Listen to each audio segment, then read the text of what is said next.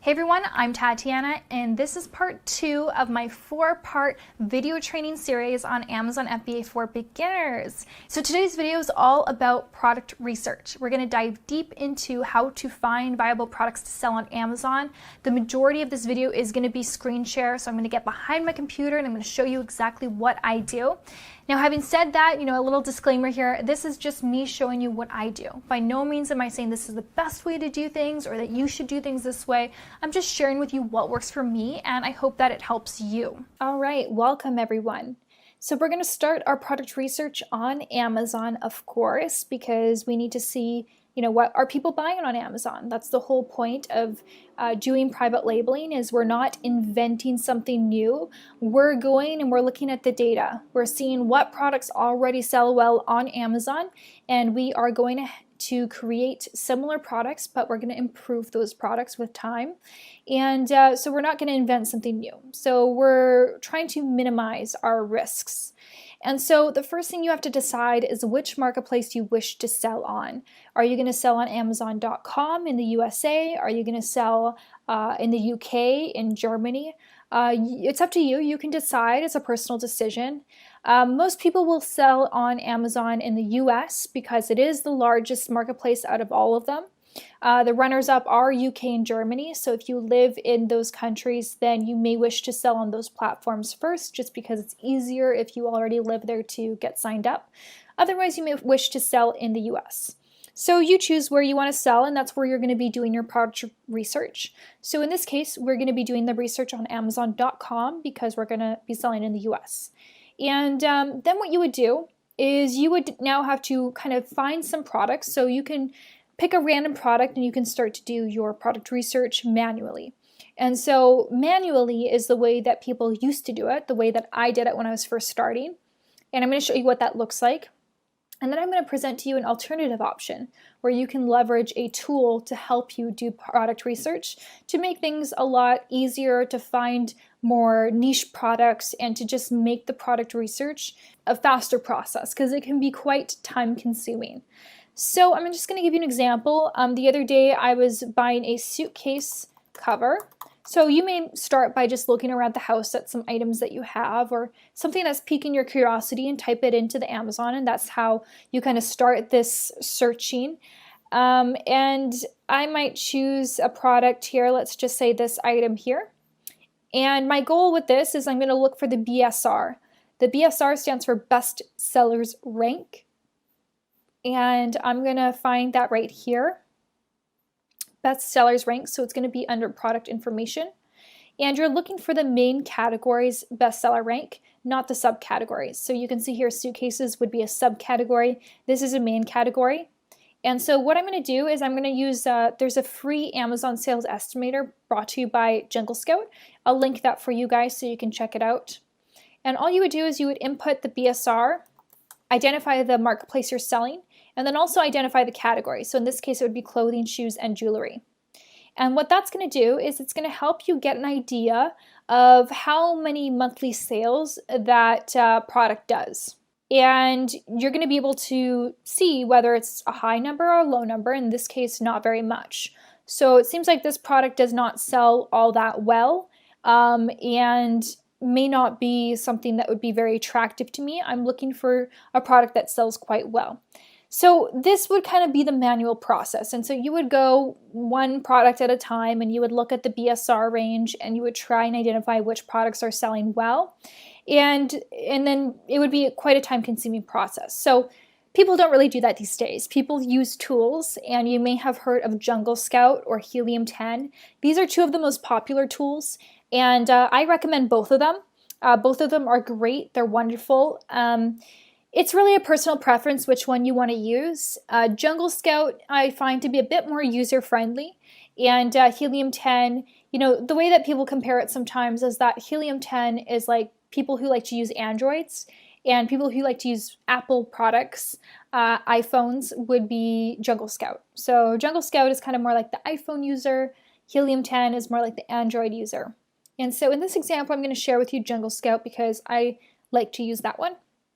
And so this is what your Jungle Scout dashboard would look like. And the way we start our product research is through the product database. So they really make things a lot easier for us, because what we can do is, instead of looking through each product category one by one, we can filter things so that we don't have to go through hundreds of thousands of pages on Amazon. And so it saves us a lot of time. So we're going to first select which categories we want to sell in. Now, I would encourage you to start thinking about what are your passions, what are your hobbies, what interests you, because chances are that you could find a product within that niche. So if you love fitness, then great, look for products in the fitness category. If you're passionate about something, you're just going to be more excited to work on it, right? So if you have a passion for working out, then if you're selling a resistance band on Amazon, you're probably going to be more excited to create marketing materials for it, and it's just going to be more fun for you to work on the business.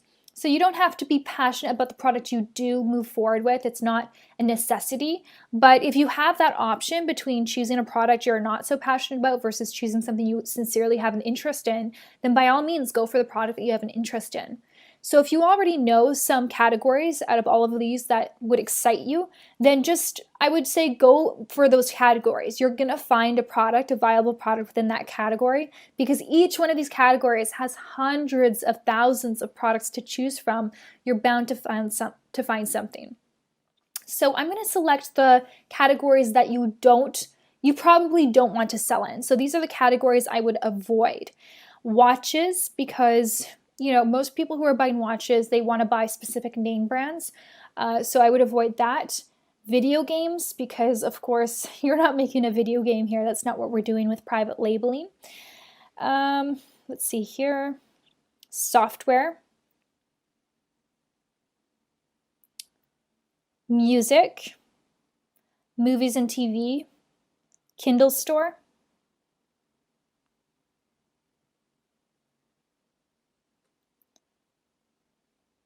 Computers and accessories I would probably remove.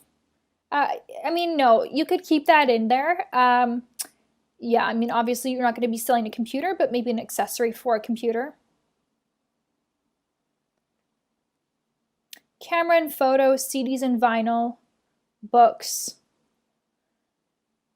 and appliances. So pretty much all of these categories are viable product categories. You can find great products within each of these categories. So we could do a search for all of these categories, but there are going to be so many results to choose from. So I would encourage you, out of these categories, which of these would interest you most, and start there. And so for myself personally, today I'm going to do arts, crafts, and sewing. I'm going to go there. Okay, so next, so again, remember you have to choose your country. So we're going to do the US. Sorry, I didn't mention that earlier. Now the product here, is it going to be standard or oversized? Now, I want to mention that when you're first starting to sell on Amazon, you're going to have way more restrictions than someone who has experience selling on Amazon. And that's simply because, with your first product, you've got the training wheels on. You're really learning how to do this process, and you want to make things as easy as possible for yourself. So you're going to try and avoid certain things and be more cautious than someone who has more experience, who, they don't have the training wheels on. They can take more risks. They know what they're doing. And so we're going to go with, the product criteria is going to be more strict for you when you're first getting started. But as you gain experience, it's not going to be as strict. And you're going to be able to look in product categories that other people who are beginning may not be able to look into. You're going to be able to pick products that maybe beginners wouldn't want to pick. And so the criteria changes as you progress in your business. So we're going to go with standard sizing, and the reason why is because if you have an oversized product, that means that you're going to spend more money at the Amazon warehouse for storage fees. So we're going to go ahead with standard. Now the seller type, is either going to be FBA or Amazon. FBM stands for fulfilled by merchant, and that's if someone is like packaging and fulfilling the products themselves. But what we teach with the private label method, what I do, is fulfilled by Amazon. So that means that You private label the product and you ship it to the Amazon warehouse, and then Amazon picks, packs, and ships the product for you. They manage returns, they manage customer support, they do all of that for you. So you actually never necessarily have to see the products. Like, you don't have them stored at your house. Amazon's taking care of them. So the seller type can be Amazon or FBA. If it's Amazon, it simply means that Amazon themselves are selling that product. So we can select these two. Now, you have a bunch of different filter options, and you can choose what you want to do here, but I'm going to give you something to work with, some ideas. The minimum and maximum price. So as I alluded to in the first video of this training series, you don't want to be selling a product that's under $15. If the sales price is below $15, it can be very tough to make a profit because you've got to account for the Amazon fees, the referral fees, shipping, your landed costs, all of that. And a product selling under $15, you can make a profit. It's just not going to be very significant.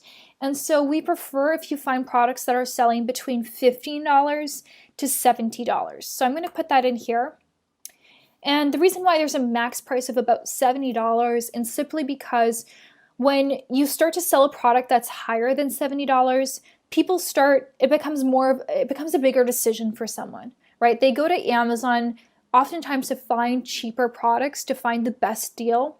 And if a product's priced at over $70, then it's just fewer people are going to add that item to cart. And so it's kind of a sweet spot, but you can play around with that with time. Okay, so reviews. How many reviews should you put into these filters? Well, our goal with selling on Amazon is we want to look for products that are high demand and low competition. And so that simply means that we want to see that people have an interest in this product, that people are buying this product on Amazon, that if I were to sell this product, that there would be enough demand from shoppers that they would actually be searching for this product and buying it. But we also don't want to see too much competition because that makes it hard for us to compete. So the way we identify competition is based on how many reviews other sellers have on their listing. And so, for example, if we look here, this particular product has 13,160 reviews.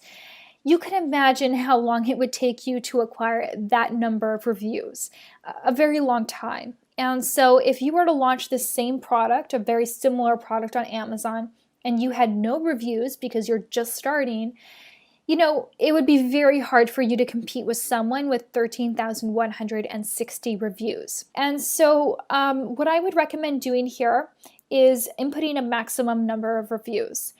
You can put 50 reviews here, and that just means that you're really looking for products that have low competition, but it will limit your search results. You're going to have fewer results. If you want to start this way, that's great, but if you find that you don't have many results, you can increase that to 500 or even 100, 200, because that just means that there's going to be more competition, but you're going to have more results that show up. So I'm going to put it for 500 for right now. So minimum sales is how many monthly sales they are doing. So how many orders are they moving per month? And I would say that you want to look for products that are doing a minimum of 300 orders per month, because that, if you do the math, that adds up to about 10 units per day. That's a good number to start with. Anything less, if they're doing like 5 units per day or 3 units per day, it's not very significant. So you want to look for a category that has quite a bit of traction. So 300 per day is a good number. So you can obviously add more filters here, but I would say these are the basic ones. Minimum and maximum weight. You could put that in there, like if you don't want something that's too heavy, because the heavier the product, the more it's going to cost you to ship the item. So you could say you don't want anything that's above like 2.5 pounds. And there are some other things that you could input here. For myself, I'm going to leave this blank. The only other thing that I'm going to insert here is maximum rating. So the rating is how well do customers rate your product on Amazon. And if we look here, This product here is rated 4.7 out of 5. So it's rated very well. Actually, all of these products are rated very well. This one's 5 out of 5. So they've done a really great job. And what we want to do is we don't want to go into a category where everyone's like doing so well. So we don't want to go into a category where every product is listed as rated 5 stars, because that means that we don't really have anything to improve upon. All the other sellers are doing really well. Customers are very happy. We want to look for products that have high demand, but that need improvement. So this here is an example of a product that is rated poorly. It's 3.1 out of 5 stars. And I don't know about you, but if I'm shopping on Amazon, I'm looking for products that are rated like at least 4 stars out of 5. 4 out of 5 is reasonable, but anything below that, then I'm like questioning the quality of the product, and I'm kind of expecting that I'm going to be disappointed in the product if other people are disappointed in it. Because remember that this is rated by all of the customers, and so this is social proof. So the reason why we are looking for products like this is because we're not just looking for products that are rated poorly, we're looking for products that are rated poorly but have high demand. What that means is that even though this product is rated 3 out of 5 stars, people are still buying it because people want it. People need this product. And unfortunately, the sellers on Amazon are not doing a good job at providing the highest quality product, but they're still getting sales. And so what that tells us is that as Amazon sellers, we can now go in, we can go and find a manufacturer and source a premium version of this product. And we can get 5-star reviews because we're sourcing a better version. And that way people who are looking to purchase this product, will naturally gravitate towards us rather than these sellers here who have 3.1 out of 5 stars. So that's what we're doing here when we input 3.7.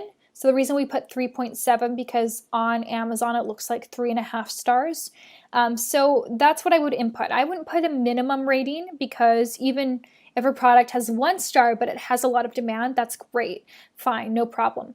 You don't have to put this, but it's just going to help you find better product opportunities because you're not just looking at products that have demand, but you're looking at products where there's room for improvement. So other than that, the rest of the stuff isn't as important. You don't necessarily have to include keywords or exclude. Excluding top brands simply means that if there are big brand names, then you wouldn't want them to show up in the results. And there's a reason for that. The reason is because people like, know, and trust the big brand names. Big brand names spend hundreds of thousands, if not millions of dollars on their marketing. And so if you're competing up against with one of those big brand names, you're just not going to win.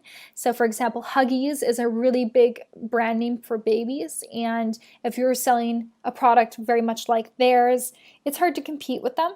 So you may want to exclude top brand names, but I wouldn't for right now. We're just trying to keep things a bit more broad.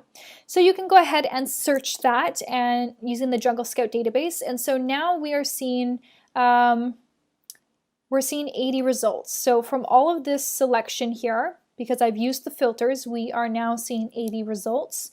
So that's good. So that means I don't have to sift through hundreds of Amazon pages to look for products that meet this criteria. I can just have Jungle Scout do the work for us.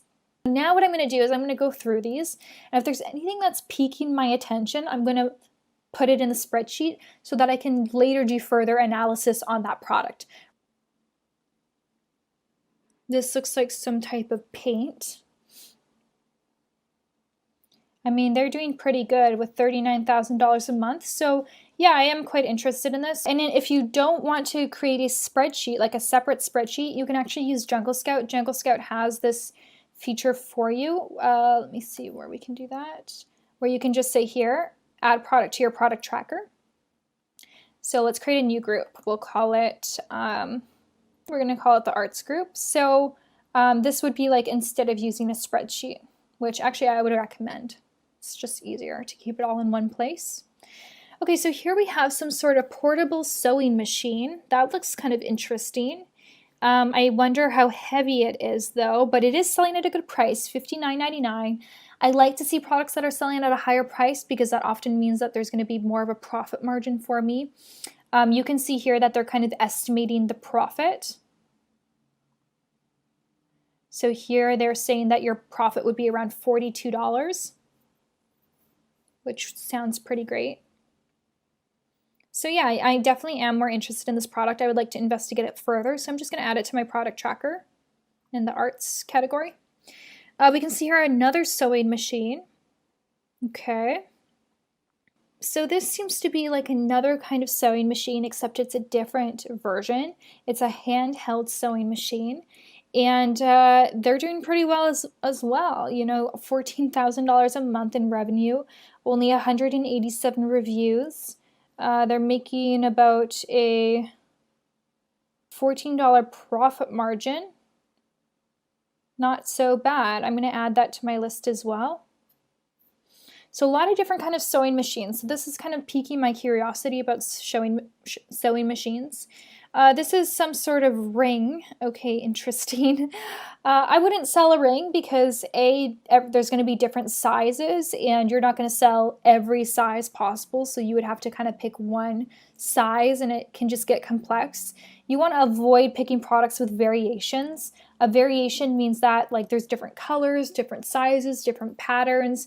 And it just means that it's going to cost you more in inventory and it's going to be more complex for you as a brand new seller. So it's better to just pick a simple product, something that's like there's only one. You're not selling multiple items. So this I would not be interested in selling. Okay, what's this? So this is some sort of vinyl. Wow, they're doing really well. Let's add this. So I'm not really going into too much research here. I'm just like picking products that I'm interested in discovering more, and we're going to go through those in detail a little bit more after. So I'm just going to go ahead and go through all of these results and then continue to pick my products. If I don't find enough products that I'm interested in or viable products, then what I would do is I would select other categories. So for example, let's say I'm also interested in baby. Well, right now I have 80 results. So with the same exact filters, but adding another category, now how many products I have are 165 to choose from. So you could then, select from more categories if you're struggling to find products, or you could, change your filters a bit more. All right, so we are here in the product tracker, and this is where we track the products that we want to further investigate. So I'm going to start with this one here. This is quite interesting, the handheld sewing machine. So I'm going to open it on Amazon. As we can see here, this is the listing. So what I want to do is I want to find the main keyword for this product. The main keyword is just what customers are searching for on the Amazon search engine. So, you are a customer, what would you search for if you were looking for this product? Chances are you're not going to be searching for cordless, portable, electric sewing machine. You're just going to be searching for handheld sewing machine. So that would be the main keyword. So I'm going to paste this here, without the brand name, that's their brand name. And I'm going to select all departments instead of just selecting one department.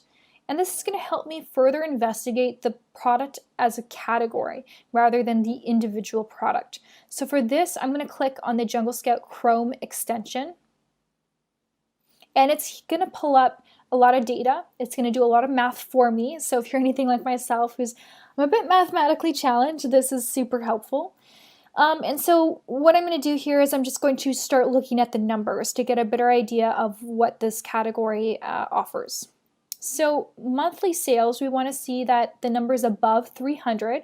These are the average monthly sales. Remember that we want to see that on average people are selling more than 10 units per day. And so it's good. We're seeing a good amount here. The opportunity score, it's good information to have, but I wouldn't depend on it. I find that sometimes it can be misleading. What we really want to look at here are like the top 10 listings, and we want to see the information about it. Now, we want to be careful because even though we typed in handheld sewing machine, you can see here that some of the search results are not handheld sewing machine. These are full-size sewing machines. So we want to remove these from the search results because they are skewing the results. So we are only looking for products that are similar to the product that we chose in the product tracker. So in this case, I would remove this because it's not fitting the results. This is like a different kind of sewing machine, but it's not what I'm looking for. Same with this. So as you can see, as I remove this, it changes the numbers here. This looks about right. Yep, those look accurate. Yep. All of this looks about the same. Great, so we're getting a better idea now once we remove the products that are not meeting the description.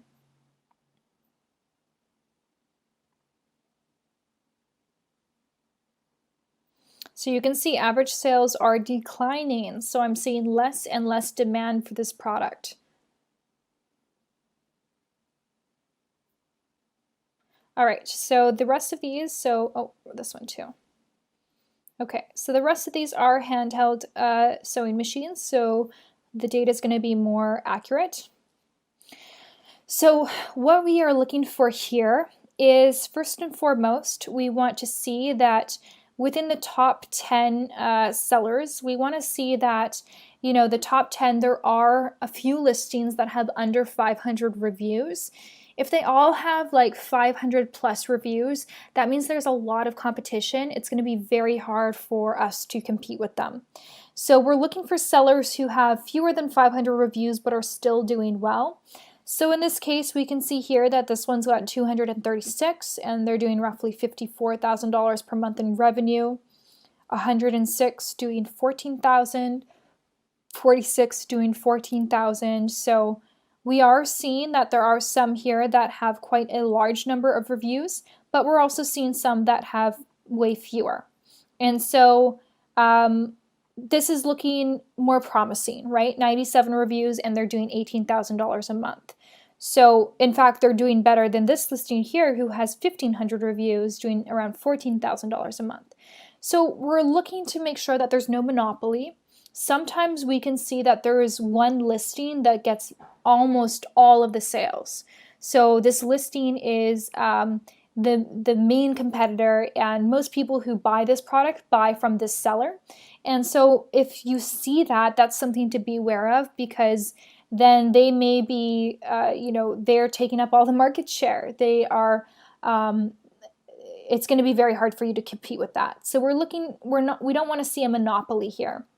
And in this case, it's looking like the sales are evenly distributed among sellers, even those with few reviews. So that's good. Another thing we are looking for is the rating. So again, we kind of want to look for a category where not every seller is rated 5 stars or 4.7 stars or 4.5. We want to see a category where there's room for improvement. And so we are seeing that here. There are some that are rated high, some that are rated low. So there's definitely room for improvement. We're also looking to see if there's any big brand names. Again, we want to avoid any really large brand names that may be making it much harder for us to compete. In this case, I'm not sure, this may be a big brand name. I'm not familiar with handheld sewing machines, but the way I could find out is I could copy the brand name and I could paste it into Google to learn more, or I could click here on the brand, see what they're selling.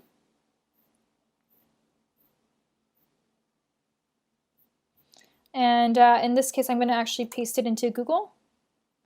It doesn't seem like they are a big brand name. If they were, they would have definitely showed up in the top results here. So in this case, it's not a big brand name that I need to be worrying about. So in terms of profit margin, you are looking to have a gross 30% profit margin and above. And you could get by with a 25% profit margin, but it's really going to help you to have at least 30% because you have to account for marketing expenses, promotions. There are going to be costs that are, especially when you're first building your brand and starting to sell your product for the first time, there are more expenses. So you want to try and aim for a 30% plus profit margin. Jungle Scout has this profit calculator here. So based on the category, the size of the product, it tells you what the FBA fulfillment fee is. For this product, they're paying $7.78 per product sold. So yeah, the FBA fee, it's quite high. It's usually up to 15%, which, that's just the cost of doing business on Amazon, and it's definitely worth it for what they do for us. Sorry, that's the fulfillment fee, and the referral fee is $3.90. Now, in order to get a more accurate profit margin, here we're showing a $14 profit margin, but we need to know what the product cost is. And you're not really going to know what the exact cost of the product is until you actually reach out to suppliers.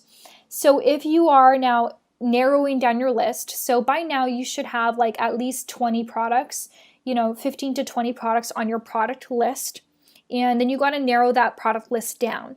And eventually you narrow that product list down to your top 3 products that you would choose to sell on Amazon. And how you determine which product to go with is you have to contact suppliers to find out what the true profit margin is.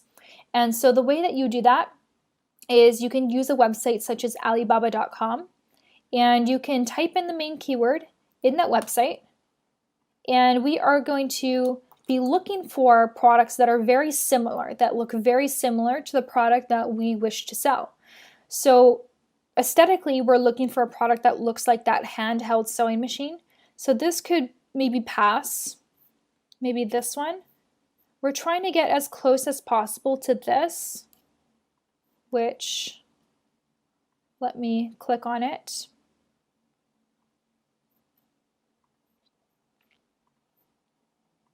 So that's what it looks like. They actually don't even have their logo on it or anything. So let's see here. I mean, this looks pretty much identical. So I'm going to click on this product. Now you're going to see here, this is Alibaba. So they have a price range between 2.39 to 2.59. So that's going to give you an estimate of how much per unit the product costs. Now, it's going to depend on how many units you order. The larger your order with the manufacturer, the cheaper it is per unit. So if you order a small quantity, they're going to tell you what their MOQ is. MOQ stands for minimum order quantity. And if you order the smallest quantity, which say their minimum order is 300 units, and that's how many units you order, then the price per unit is going to be more than if you were to order 1,000 units. If you ordered 1,000 units, it would be a little bit less expensive per unit. And so they do this because they encourage you to place larger orders.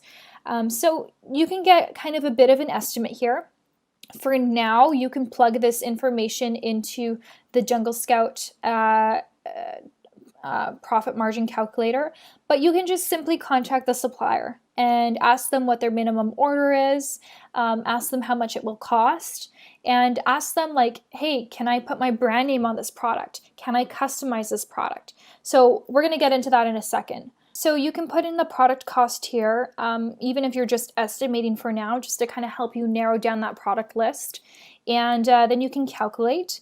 And you can see here that the return on investment is 499%, which is good. You want to aim for at least a 100% ROI, which means that for every dollar you put in, you're getting $2 back. And your profit margin, we can calculate it with the calculator here. We can do profit of $11.92 divided by the product cost, product price. So about a 45% profit margin here, and there are going to be other expenses, right? So this is kind of an estimated gross profit margin. So, you can calculate that there's probably going to be another 5-10% that comes out of that for landed costs, for marketing, any additional expenses. So this may work. This may be a product that has enough profit, has enough demand. You would still need to do a bit more investigation, of course. This was just very, very basic. I'm just giving you a simple example here as the first product I picked. So by no means am I saying go and source this product. You definitely need to investigate further. But this gives you an idea of what we're trying to do here. So to help me make my decision, a few other things I'm going to consider aside from the profit margin and making sure that the numbers add up is number one is how can I improve this product? So again, this comes back to kind of looking at the reviews. So what I would do here is I would click on the reviews. I would go and look at all the 4-star and below reviews. I would open up a spreadsheet and take notes to see what are the most common complaints that people have about this product. So if I look here at the 1-star reviews, let's read a few of them together. Unit literally died the very second I used it. Okay, so that's not good.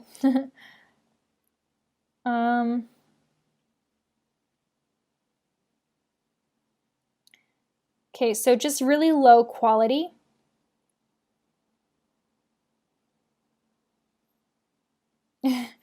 Okay, so people are very unhappy with this product. It's rated 2.7 out of 5 stars, so it's rated really poorly.